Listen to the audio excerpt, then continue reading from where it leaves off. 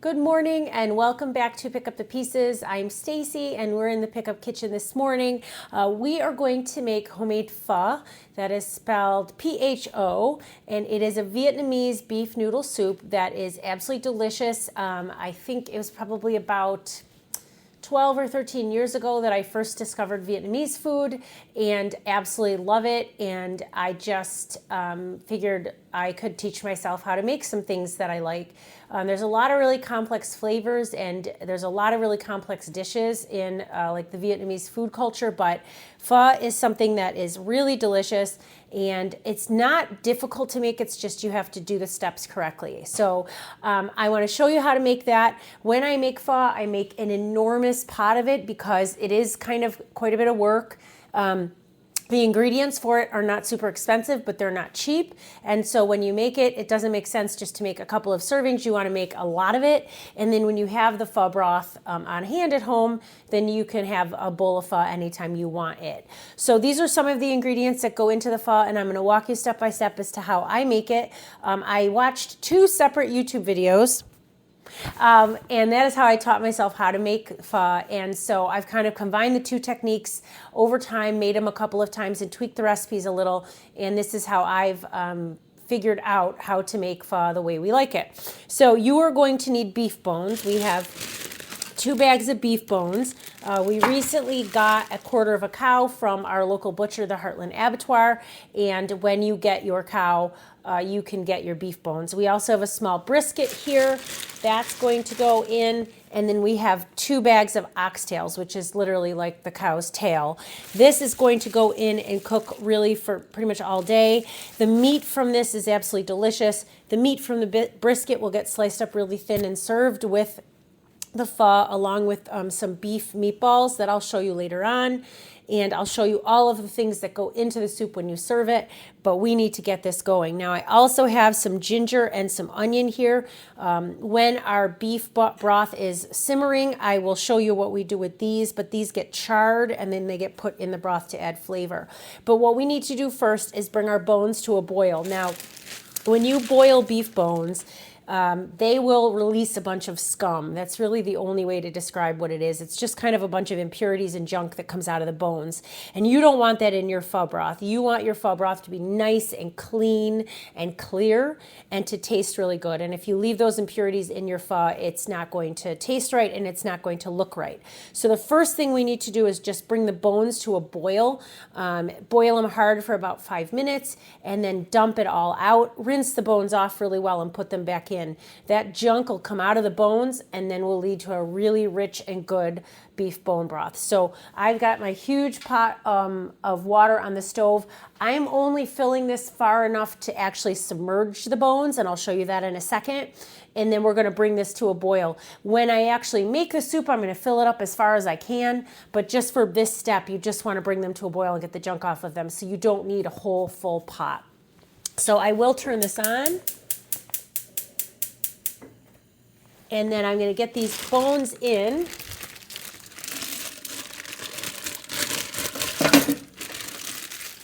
So there's one bag.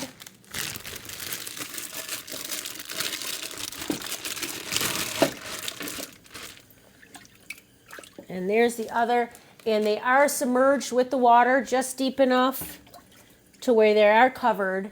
So I'm going to leave that now to come to a boil. And once it comes to a boil and some of them impurities are coming out of the bones, I will show you what that looks like, and then we'll move on to the next step.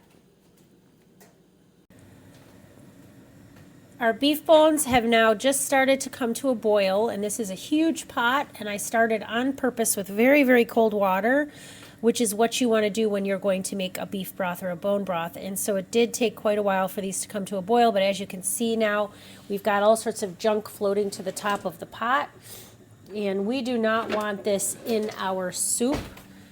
So all of this stuff here, scum and stuff that floats out of the bones, we don't want that in our soup. We don't want that in our broth. And you can just kind of skim this off the top. You absolutely can do that.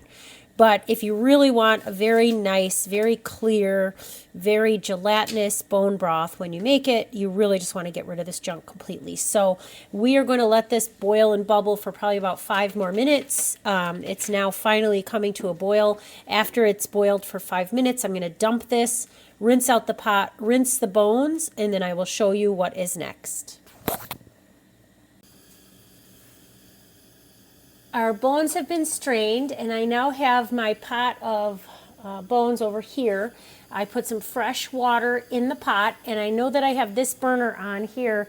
This burner here is for our onions and our ginger. Now, when you make pho, you add charred onions and charred ginger right to the pot.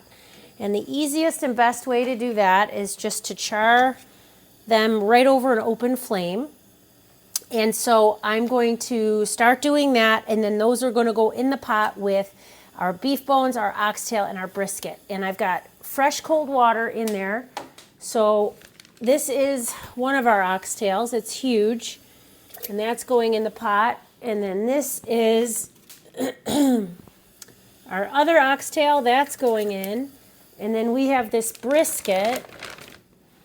And this is going in as well, and I've trimmed some of the fat off of the bottom. So now I'm going to probably add a little bit more water to that pot, but basically all those bones and that meat are going to cook in there.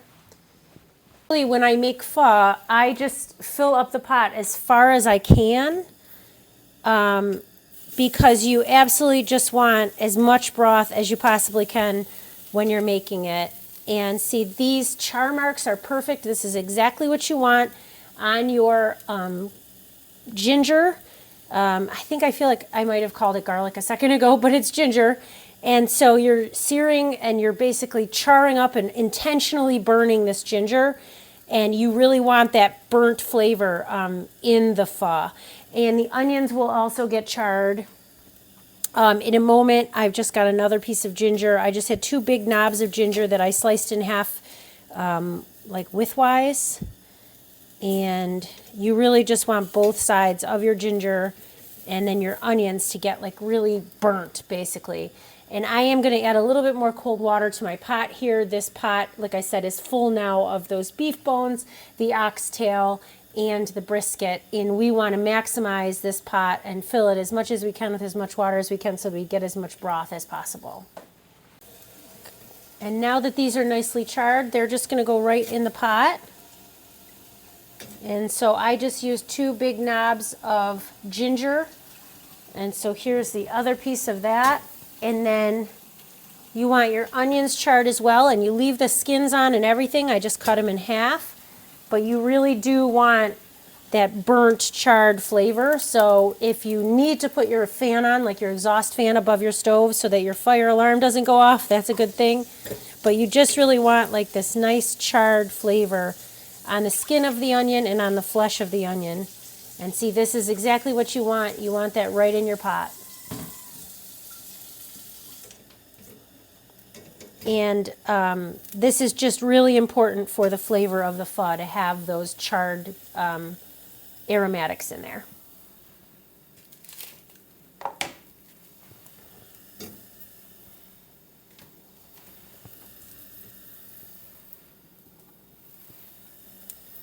And then once all of the aromatics are in with the meat, we're just going to let this come to a bubble, and it's going to simmer as long as possible. Now you can do this the night before if you want to. You can basically start it the night before and then turn it off and kind of let the fat rise to the top and then skim that off in the morning and then keep cooking. Or you can just kind of do it all in one day. Either way is fine. The longer this cooks, the better it will taste.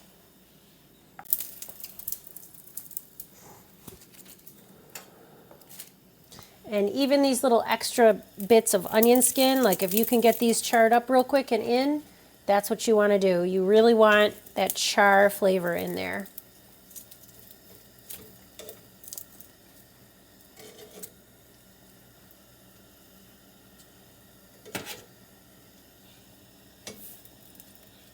And see, the underside of this onion got a nice char. That's perfect. That's exactly what you want.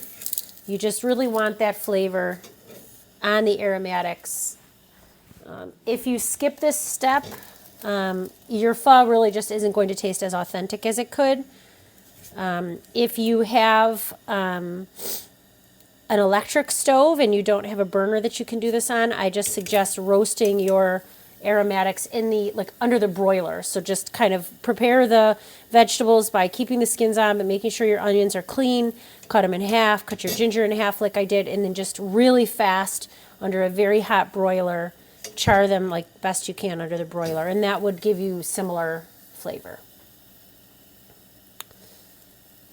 And so once this is done, and we're just, like I said, we're going to let this all come to a boil, and we're just going to let this cook as long as possible. It's going to cook at least 8, maybe 9 hours. If I had started it the night before, you could even leave it on a low. Start it right before bed and let it simmer all night. That's fine as well. We have the last of our aromatics in the pot, and we're just going to let this simmer, and I will show you what it looks like later on. It is now a little after 5 o'clock, so our pho broth has been simmering since probably around 10:30, 11 in the morning, and it is looking absolutely fabulous. Now, we do have a little bit of a layer of fat here on the top, and so I will try my best to skim some of this off right before we go to serve. But what I'm going to do now is add our seasonings. And you can see here my brisket sort of floated to the top. We still have all of our vegetables in there, or our aromatics that is, but we need to add the rest of our ingredients. So I've got a saucepan over here on low heat, and I am going to use this to warm up our spices. And so we have here some star anise and some fennel and some cinnamon sticks, some coriander seeds, a cardamom pod, and we're going to get this toasting in this pan. I'm not adding any oil or anything to the pan, but I'm just going to toast up these spices in this pan until I can start to smell them, until they become fragrant. You want to stay right at the stove when this is happening. You do not want to walk away when you are doing this, because you do not want them to burn.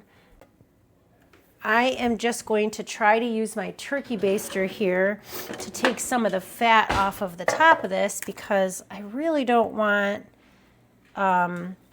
my pho to be really greasy, and so I'm hoping that this turkey baster will help me out, because there is quite a bit of fat on the top, and that does not taste very good in your bowl of soup. And I don't want to actually suck up any of the broth here, but I just kind of want to skim some of this fat off the surface. And I'm just going to give my spices a little swirl here. And again, you don't want them to burn, but you just want to heat them up and kind of freshen them up a bit.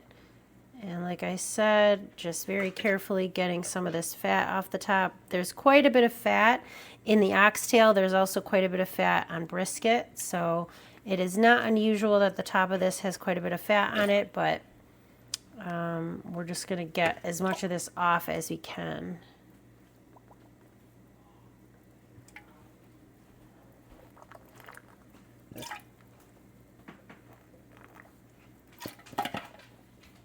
And again, I'm just going to check these. These spices are warming up a little bit, but they are not quite as toasty as I would like them to be. So I'm just going to leave those on and work on my fat skimming efforts here.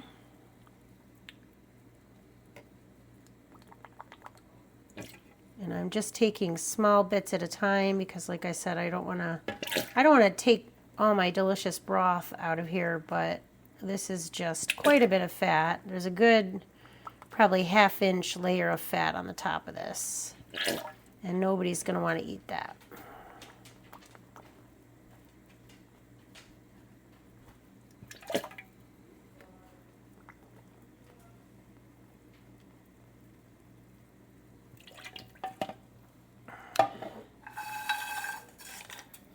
Just checking my spices.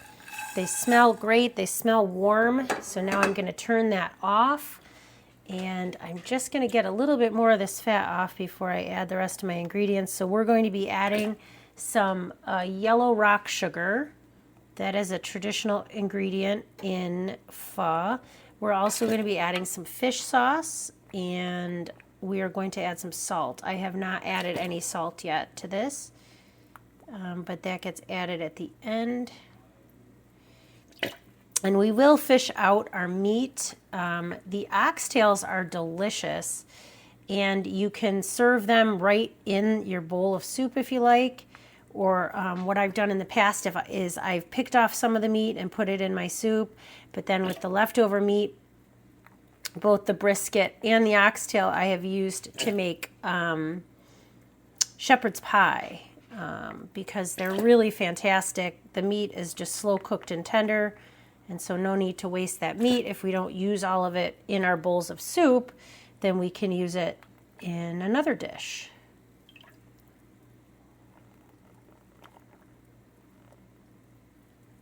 Okay, so I think I got a good amount of the fat off the top there. I don't see as much of it.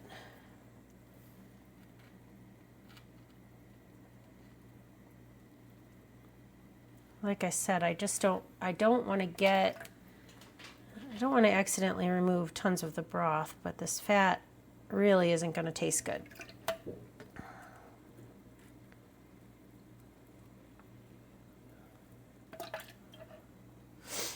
Okay, so now that I've toasted up these spices, I'm going to put them inside of a coffee filter.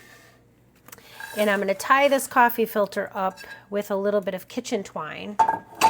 And I'm going to put that in the pot, and then these seasonings are going to flavor up this pho. You don't want to skip this because the signature flavor of pho really comes from like the star anise and the cinnamon and the fennel and all of these things. So you don't want to skip that. And I am just breaking my cinnamon sticks in half so that I can tie up this bundle a little more easily. I don't want all this loose like fennel seed and everything floating around in my pho, and then I have to try to filter it out later. So I'm just going to put it in this little coffee filter bag basically that I've made, and it should be just fine and very easy to fish out when we're done. So I'll show you what this looks like. And so see, I've just got my little coffee filter here and all my spices and things are in it, so I'm going to get that in. I want that to start adding flavor to the soup. And what you can do if you want is just take these little strings here and sort of tie them to your handle right here on the side of the pot so that you don't lose your little bundle here. It doesn't float away on you. So I've got that sort of tied to the side, but it is in there and simmering away, and it's going to add flavor. Now the other thing that I add is a store-bought seasoning, and this is called Pho Hoa. It's something that you buy at the Asia market, and I can link this in the description for you. In addition to the fact that I've already made up my own little spice mix, I also add one of these little pouches. And it's very similar like seasonings as the pouch that I made up, but I find that if I make up my own little spice pack and I use this spice pack from the store, my pho tastes the best. And so I use both of them. If you can't find that spice pack online or in a store, you could just maybe double up a little bit on the seasonings in your spice pack, but you definitely want to have enough seasonings. And you add your seasonings to your pho at the end, like maybe a half hour before you're going to eat it, because if you add all of these seasonings in the beginning, the flavor of them will sort of dissipate as the soup simmers all day. So you just don't want to add this in the beginning, because basically it'll taste great as you're starting to make it, but then as time goes on, it's not going to taste as great because the flavors will dissipate. And then this is the rock sugar. So you basically want like a hunk about this big, and rock sugar from the Asia market comes in a bag like this, and you want sort of a hunk like this. and you just add that. That adds some sweetness. So you're going to sort of get that umami of the sweet, and like you'll get a little bit of like funk from this fish sauce that we're going to put in. There's different umami from that, but you get like the sweet and the cinnamon and the onion and the char, and it's a perfect combination. Now I'm going to estimate about a 1/4 cup of this fish sauce. So about that much.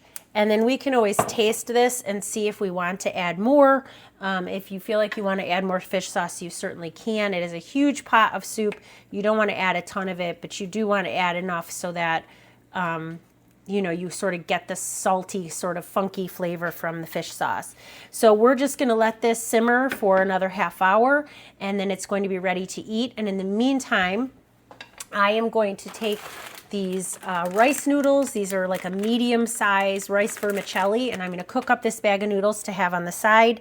You don't add your noodles to your broth. You cook them separately, and then when you make your bowl of soup, and I'll show you how to do that, you add your noodles to the bottom of the bowl and some other ingredients, and then you pour your broth over the top. So I'm going to get these cooked, and then we'll see you in a little bit when this is ready.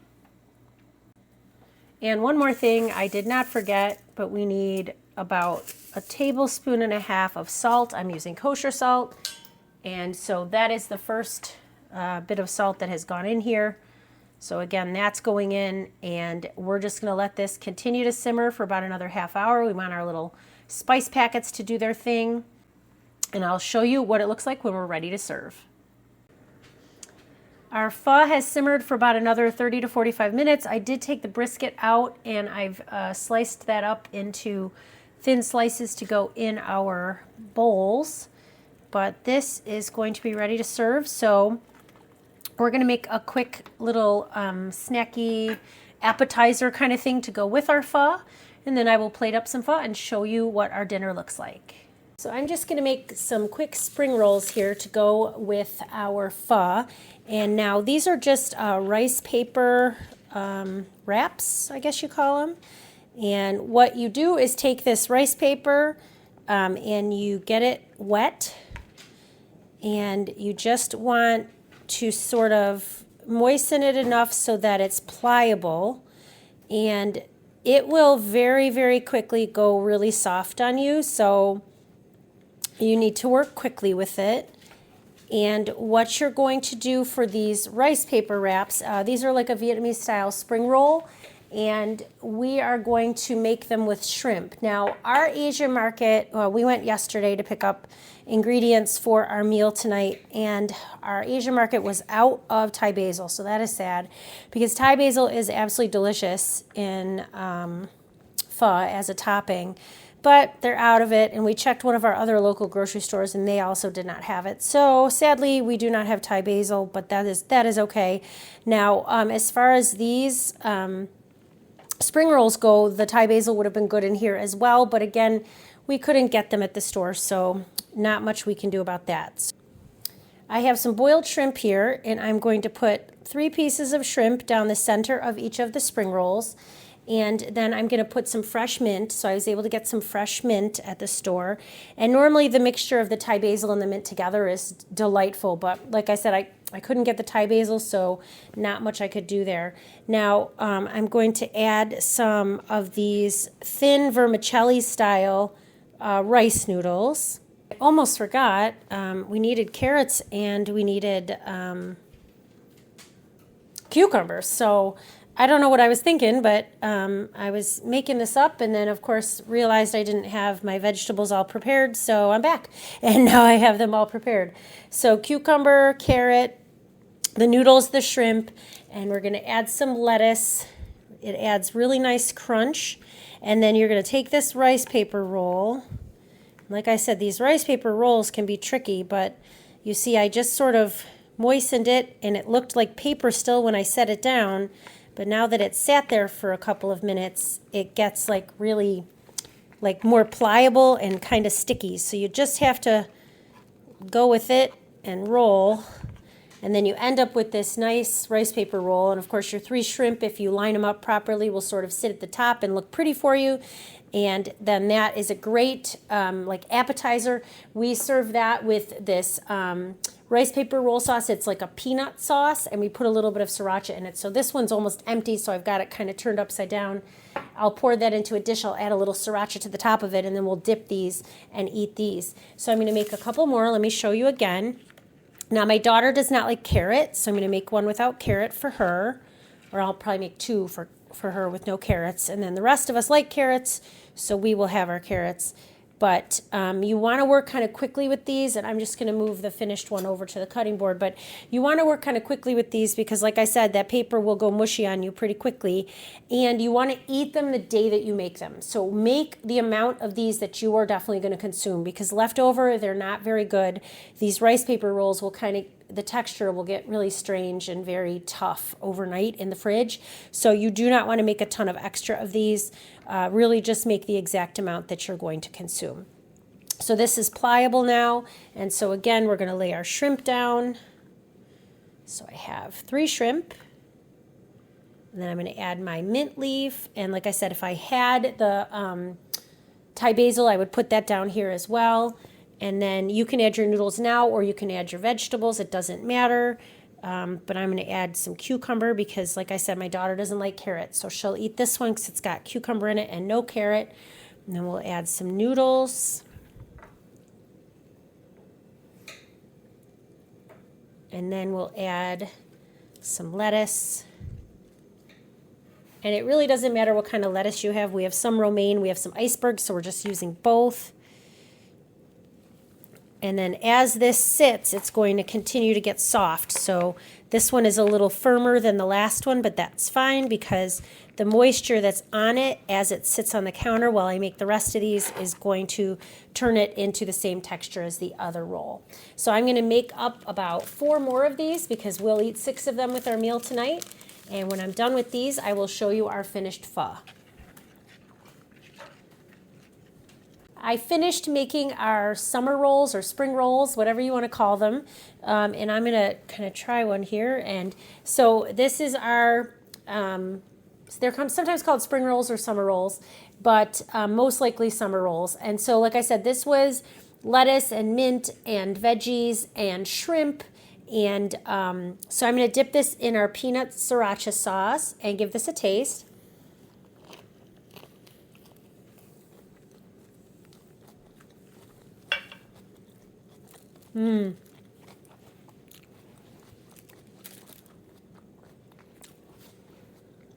That is so good. I'm glad we were at least able to find the mint at our local grocery store. I struck out at the store this weekend. I couldn't find cilantro fresh. I couldn't find the Thai basil, but that's okay. We just kind of went with it. And it is okay to chop up a little cilantro and put that in your pho, but those summer rolls make a really nice addition to the meal because they are fresh and light and crispy, and you get that really nice peanut sauce mixed with a little of the sriracha.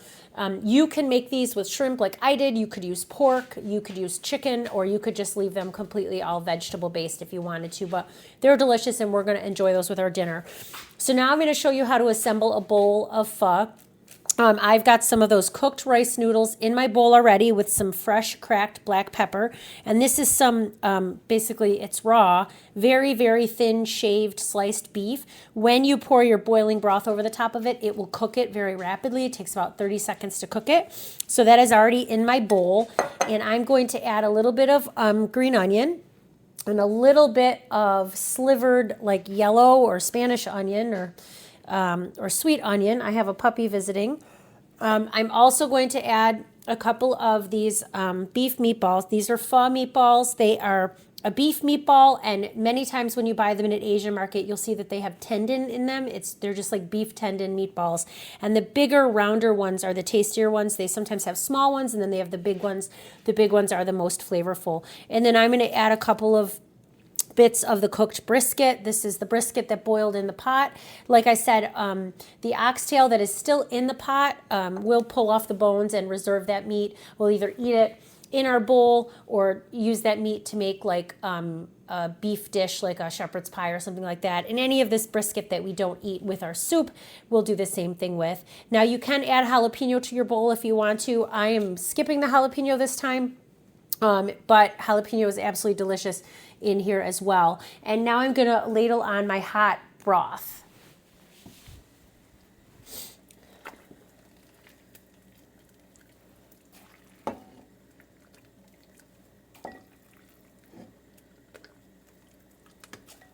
Now you want your bowl to be, really, you want to use a good amount of broth in each bowl. This is not a dish where you skimp on the broth. It is very comforting. You want a nice big bowl and you want lots of broth. And as you can see, I hope you can see, the meat here is starting to cook. I'm just kind of dunking it under the hot broth a little bit more. By the time I sit down to eat this, it will be completely cooked. And then I'm going to add some fresh bean sprout to this. And like I said, if I had that fresh Thai basil, I would add that at this point. You can also add a little bit of sriracha to the top of your bowl of pho if you have hoisin sauce in the house, which another thing I forgot to get. I thought we already had it. We didn't. So we don't have hoisin, but you would normally drizzle in some hoisin sauce, and that is how you eat your pho. Now I am just going to grab my chopsticks and then I will take a taste. Okay, so I've got my chopsticks, and I'm just going to take a taste of our noodles and our broth here and let you know how we did.